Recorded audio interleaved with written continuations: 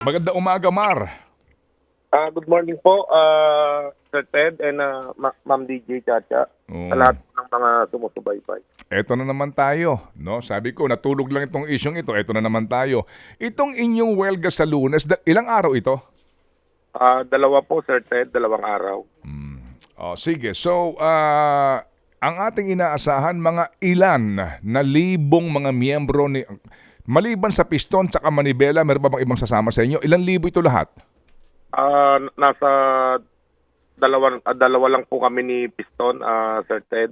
Kung siguro po hindi po bababa ito ng 100,000 nationwide, Sir Ted. Oo. Anong mga ruta sa Metro Manila ang posibleng maapektuhan nito? Majority po ng mga ruta sa Metro Manila, Sir Ted, ay makakasama po natin ngayong Lunes sa Tigil Pasada, Sir Ted. Okay, sige. So, itong mga binabanggit mo na mga majority na rutang ito, ang tanong, dito ba ilan na ang mga grupo na kumalas sa inyo at nag-consolidate? At sa kabilang banda, ilan ang hindi sumama? Kung meron kang figure, Mar. Sir Ted, baliktad po ang nangyari, Sir Ted. Simula nung naglabas sila ng withdrawal noong nakaraang January 31, marami po ang kumalas doon sa consolidation. Marami po ang nag-withdraw sa mga kooperatiba. Yung mga nag-withdraw po noong itong mga nakalipas na araw, ito po yung mga nag-consolidate pa simula noong 2019 hanggang 2022, Sir Ted. At yung iba rito, yung mga natakot noong 2023 ng December. So, kumbaga mas dumami ang hindi nag-consolidate, ganun? Tama po kayo, Sir Ted, kasi ang katwiran po natin, ang katwiran po nung nakakarami, dahil nakita po yung pagdinig sa Kongreso na pinakinabangan lang yung mga prangkisa ng mga kooperatiba, ng mga opisyales, di bali na pong hindi ito makonsolidate, wag na lang pakinabangan ng iba, na sasama lang yung kanilang loob na sa tingin po nila ay makakatulong ito at gaganda yung kanilang pamumuhay dahil sa magandang biyahe na ipinangako ng programa. Mas mabuti na lang na wag na lang nilang isurrender ito, Sir Ted.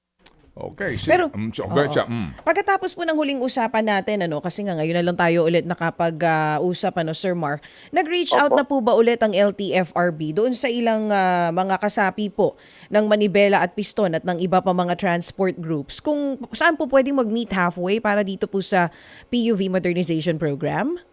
Wala pong nangyaring pag-usap, Ma'am DJ Chacha. Kami po ang nag-reach out ni Piston para mag-set ng meeting after po ng pag-uusap namin kay Speaker Romualdez.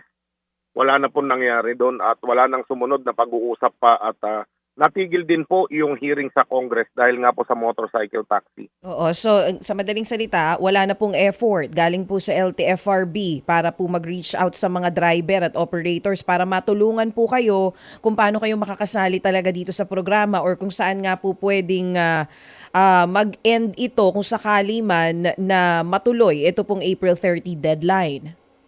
Wala po talaga kaming nakuha ng kaming dalawang grupo sa LTFRB o DOTR na kahit man lang po pag-usapan nito, upuan nito.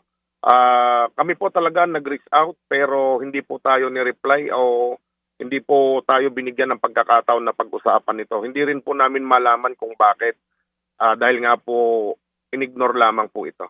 Oh. Kailan po yung huling ugnayan ninyo doon po sa grupo ni House Speaker?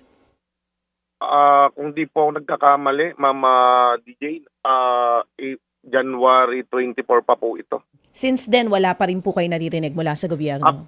After a week, kami po naman yung nag-reach out sa sa LTFRB para pag-usapan dahil yun po ang direktiba ng ating speaker. Hindi po namin talaga maintindihan kung bakit ayaw po nilang upuan ito at maayos. At gusto lang ipilit yung kanilang consolidation. Sana po baka nagkaroon na ng pag-uusap na maayos at nagkita na po kami sa gitna. Okay, sige. So, antabay kami, Mar, no, sa mangyayari sa Lunes. Ang amin lang panawagan, kung maaari, no, igalang din naman natin yung mga hindi lalahok sa inyong protesta. Lagi po nating tinitignan yung karapatan din ng iba. Sir Ted, na hindi din natin matapakan. Salamat na marami, Mar. Good luck sa inyo, sa inyong hanay. Thank you. Salamat po. Si Mar Valbuena po ang chairman ng grupong Manibela. Ted Filon at DJ Chacha. Ngayon, nasa Radyo 5, 92.3 News FM. Monday to Friday, 6 to 10 a.m.